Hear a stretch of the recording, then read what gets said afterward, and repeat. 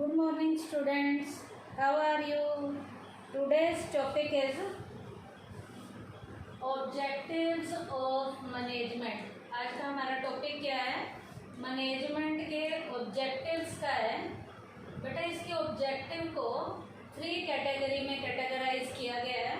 It can B broadly divided into following 3 categories.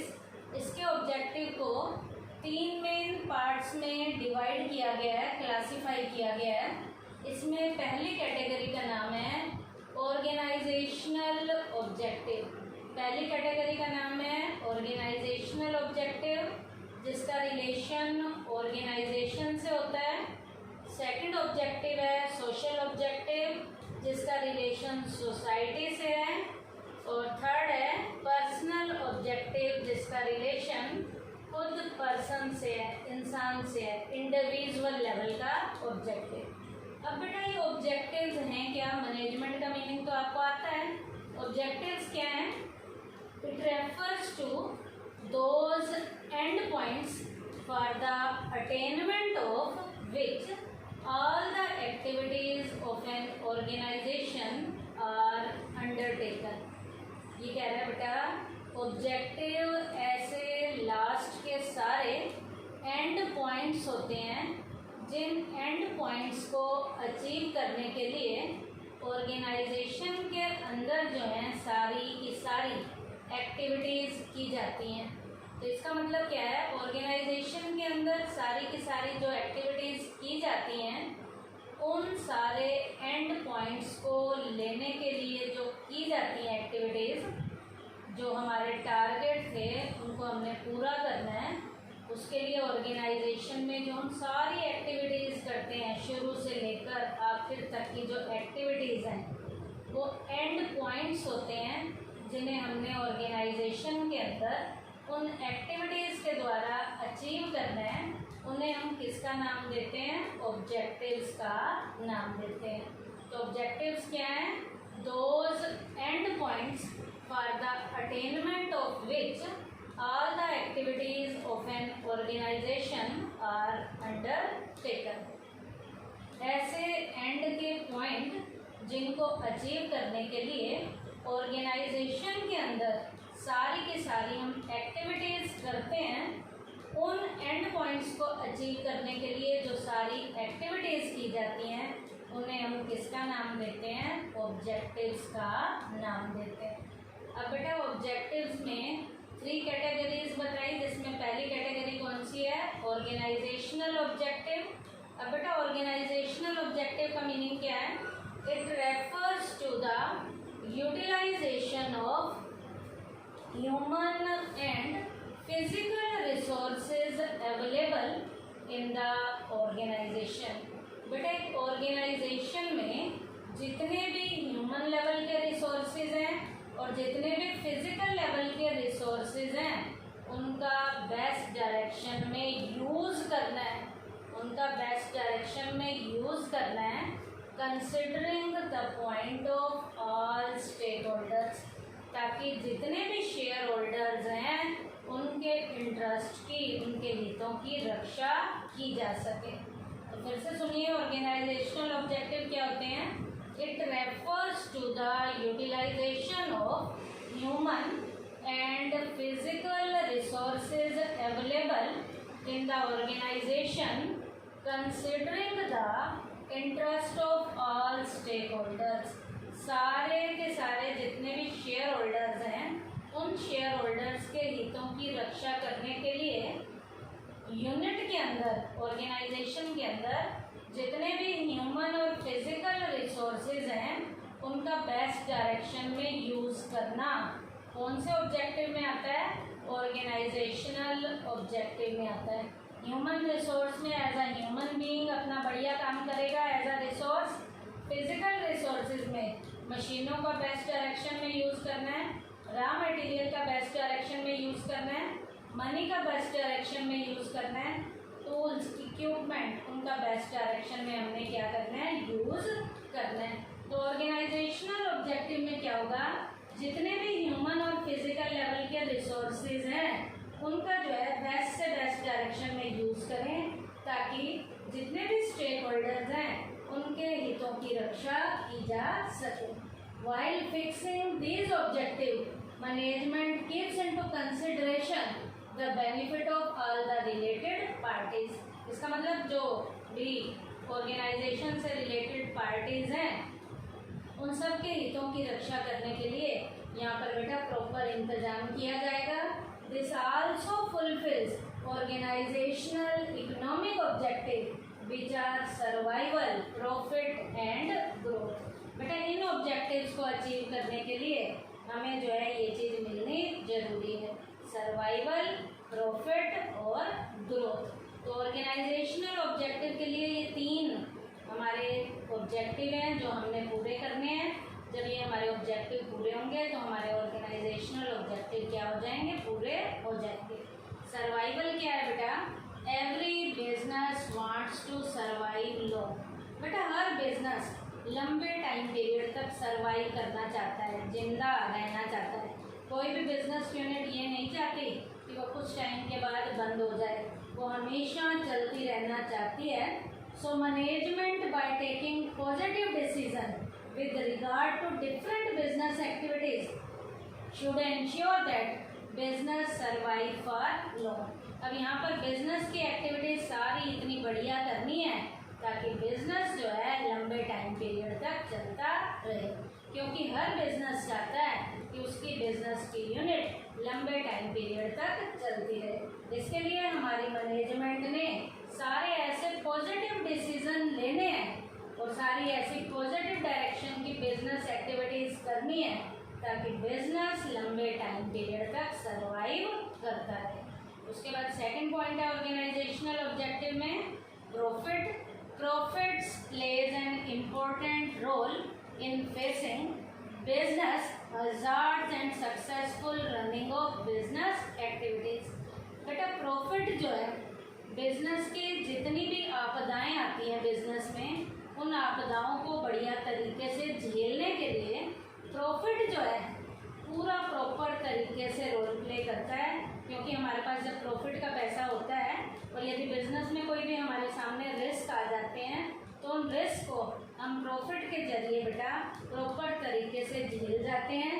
अब profit में और क्या करना पड़ेगा, इट मस्ट बी एंश्योर्ड, यहाँ पर भी एंश्योर करना पड़ेगा by the management that adequate profit is earned by the business. अब यहाँ पर भी बेटा मैनेजमेंट ने एश्योर करना है कि बिजनेस में उसे एडिक्वेट लेवल के प्रॉफिट होने चाहिए। एडिक्वेट का मतलब जितने हमें चाहिए उतने प्रॉफिट हमें मिलने चाहिए ताकि उन प्रॉफिट से हम बिजनेस के अंदर जितनी भी हज़ार्ड्स आती हैं, जितनी भी मुसीबतें आती हैं, जितने भी रिस्क आते हैं उन रिस्क को हम प्रॉफिट के जरिए अच्छे से कवर कर जाते हैं। उसके बाद बेटा ऑर्गेनाइजेशनल ऑब्जेक्टिव में सर्वाइवल, प्रॉफिट के बाद है ग्रोथ। ग्रोथ का मीनिंग क्या है, every business wants to grow. हर बिजनेस की यूनिट आगे की ओर जाना चाहती है, अपना विकास चाहती है। Management must ensure growth of business. अब यहाँ पर बेटा मैनेजमेंट भी हमें एश्योर कराएगी, हमें एश्योर करवाएगी कि हमारी मैनेजरियल एक्टिविटी के द्वारा हमारा बिजनेस जो है ग्रो करता जाएगा, बिजनेस का विकास होता जाएगा। इसके लिए भी हमें क्या करना है बेटा, नंबर ऑफ एम्प्लॉयज़ जितने भी हैं, काम करने वाले जो एम्प्लॉई हैं, कैपिटल इन्वेस्टमेंट है, ये हमें बेटा अपनी बढ़ानी पड़ेगी।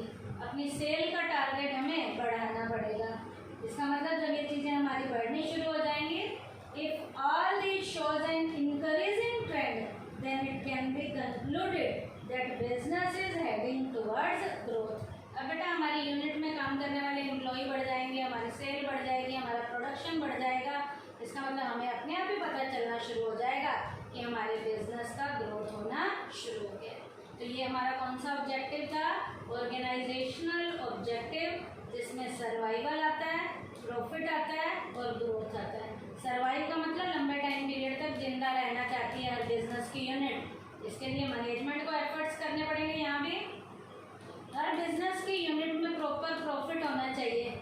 जितना ज़्यादा प्रॉफिट होगा उतना ही बिजनेस में आने वाले जो रिस्क हैं, जो हज़ार्डियस लेवल की हमारी एक्टिविटीज़ हैं, उन्हें हम अच्छे से तभी झेल पाएंगे जब बिजनेस में हमें प्रॉफिट मिल रहा होगा। उसके बाद ग्रोथ का क्या मतलब है, यहाँ हर बिजनेस की यूनिट आगे जाना चाहती है, अपना विकास चाहती है, तो ग्रोथ के लिए यहाँ पर भी मैनेजमेंट को अपने प्रॉपर प्रयास करने हैं। इसके लिए उसे अपने सेल्स का टारगेट बढ़ाना पड़ेगा, अपनी इन्वेस्टमेंट ज़्यादा करनी पड़ेगी, और भी जो बढ़िया से बढ़िया प्रयास किए जा सकते हैं वो मैनेजमेंट करेगी ताकि यूनिट का ग्रोथ लेवल अच्छे से होना शुरू हो जाए। तो ये ऑब्जेक्टिव कौन सा था, ऑर्गेनाइजेशनल। अब हम सेकंड ऑब्जेक्टिव स्टार्ट कर रहे हैं जिसका नाम क्या है, सोशल ऑब्जेक्टिव। सोशल ऑब्जेक्टिव क्या है, it refers to the consideration of the interest of the society during managerial activities। Social objective में क्या होगा, मैनेजरियल एक्टिविटीज़ के द्वारा हमारी जो सोसाइटी के जितने भी इंटरेस्ट हैं, हमारे जो समाज है, उन समाज के हितों की रक्षा करने के लिए यहाँ पर भी हमें मैनेजरियल लेवल की एक्टिविटीज़ करनी पड़ेंगी, ताकि मैनेजरियल एक्टिविटीज़ के जरिए हमारे सोशल लेवल के जो ऑब्जेक्टिव हैं वो टाइम पे पूरे हो सके। इसके लिए हमें क्या करना पड़ेगा बेटा, that is why it becomes the responsibility of every organisation to account for social benefits. अब यहाँ पर सारी की सारी यूनिट को, ऑर्गेनाइजेशन को ऐसे काम करने हैं जिससे जो है सोसाइटी का सोशल लेवल पे बेनिफिट हो सके। अब सोशल लेवल पे बेनिफिट कैसे हो सकेगा, इसके लिए हमें यहाँ कुछ प्रयास करने हैं। Under this objective the manager promises to assure health, safety and price control।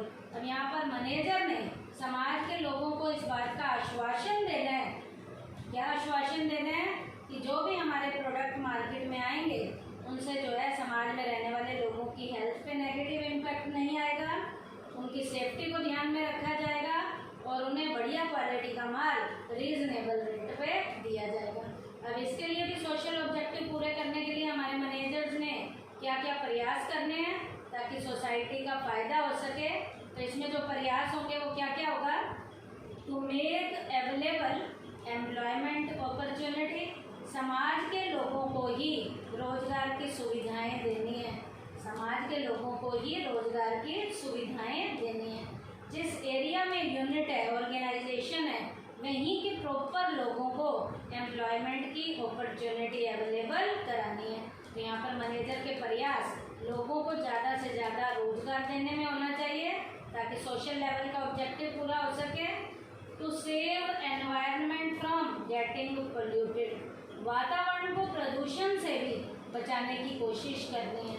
तो यहाँ पर भी इस सोशल लेवल के ऑब्जेक्टिव को पूरा करने के लिए हमारी मैनेजर को, हमारी मैनेजमेंट की जो एक्टिविटीज़ हैं वो प्रॉपर बढ़िया होनी चाहिए ताकि समाज के जो रहने वाले लोग हैं उन्हें बढ़िया से बढ़िया प्रदूषण से रहित स्वस्थ जो है वातावरण उन्हें मिल सके, ताकि उनकी हेल्थ पे किसी भी तरीके का कोई भी नेगेटिव इम्पैक्ट ना आए। उसके बाद है to contribute in improving living standard, लोगों के रहने सहने के जीवन स्तर को भी ऊंचा उठाने का यहाँ पर भरसक प्रयास करना है। इसका मतलब सोसाइटी के जितने भी लोग काम कर रहे हैं उन्हें प्रॉपर लेवल का रेमोनरेशन देना है, उन्हें प्रॉपर लेवल की वेजेज और सैलरी देनी है।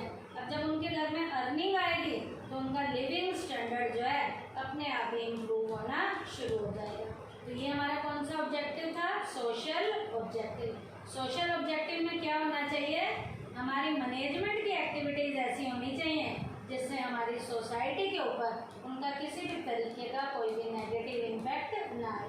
सोसाइटी के जो इंटरेस्ट हैं, सोसाइटी के जो हित हैं, उनको जो है सेफ्टी प्रोवाइड कराई जाए। इसके लिए 3 काम करने हैं, क्या क्या, to make available employment opportunities, to save environment from getting polluted, to contribute in improving living standard. उसके बाद बेटा यहाँ पर भी एक एग्जाम्पल दिया जा सकता है कि इसके लिए क्या क्या करना पड़ेगा। देखो एशियन पेंट का यहाँ एग्जाम्पल दिया हुआ है।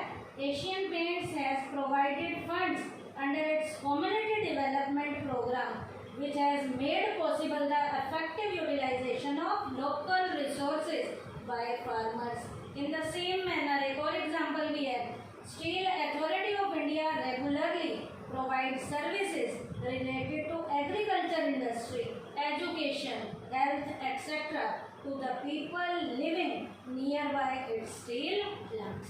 तो ये इस ऑर्गेनाइजेशन की यूनिट के द्वारा समाज के लोगों के हितों की रक्षा के लिए ये कुछ प्रयास किए गए हैं, जो मैंने आपको एग्जाम्पल के जरिए बताया। उसके बाद बेटा थर्ड ऑब्जेक्टिव है पर्सनल ऑब्जेक्टिव। है क्या ये? It refers to the objective to be determined with regard to the employees of the organisation.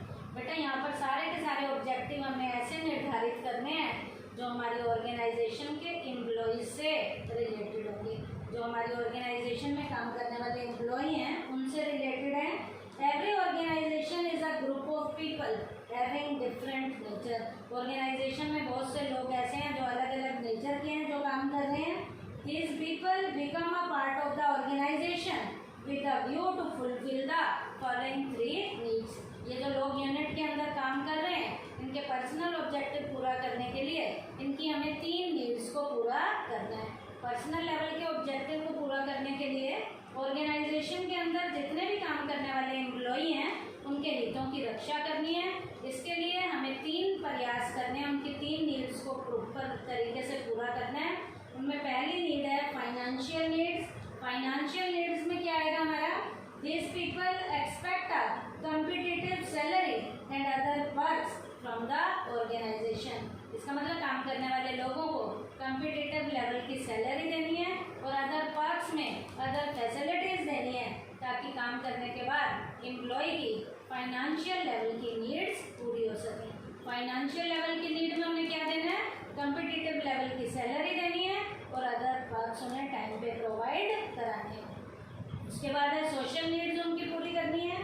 Social need में क्या आएगा? These people want to get recognition from their peers।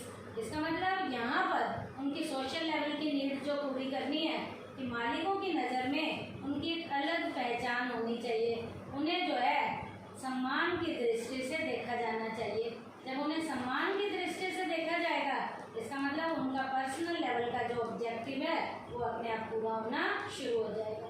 Social needs में peers की नज़र में, मालिकों की नज़र में उनकी जो इमेज है, उनकी जो छवि है वो अच्छी होनी चाहिए, सम्मान वाली उनकी इमेज होनी चाहिए। उसके बाद है last third need higher level needs. Higher level की नीड्स में क्या आएगा? These people want to get sufficient opportunities for personal development। Personal level के डेवलपमेंट के लिए इन एम्प्लॉयज़ को सफिशिएंट लेवल की अपॉर्चुनिटीज़ मिलनी चाहिए, उन्हें मौके मिलने चाहिए ताकि वो आगे की ओर बढ़ सकें। ये ना हो कि उन्हें अपॉर्चुनिटी ना दी जाए। तो यहाँ पर उन्हें प्रॉपर लेवल की सफिशिएंट लेवल की अपॉर्चुनिटी मिलनी भी जरूरी है। Management has to affect balance between personal and organisational goal in order to achieve harmony. अब यहाँ पर हमारी मैनेजमेंट ने प्रयास करने हैं कि पर्सनल लेवल के ऑब्जेक्टिव और ऑर्गेनाइजेशनल लेवल के जो ऑब्जेक्टिव हैं उनमें बैलेंस बनाकर वो चलें, ताकि पर्सनल लेवल के ऑब्जेक्टिव भी पूरे हों और ऑर्गेनाइजेशनल लेवल के ऑब्जेक्टिव भी पूरे हों। तो आज के टॉपिक में हमने क्या किया बेटा? ऑब्जेक्टिव्स ऑफ मैनेजमेंट में हमने ऑर्गेनाइजेशनल ऑब्जेक्टिव किए हैं, उसके बाद हमने सोशल ऑब्जेक्टिव किए हैं, पर्सनल ऑब्जेक्टिव किए हैं। पर्सनल ऑब्जेक्टिव में 3 नीड्स हैं, financial needs, social needs, higher level needs. Thank you बेटा।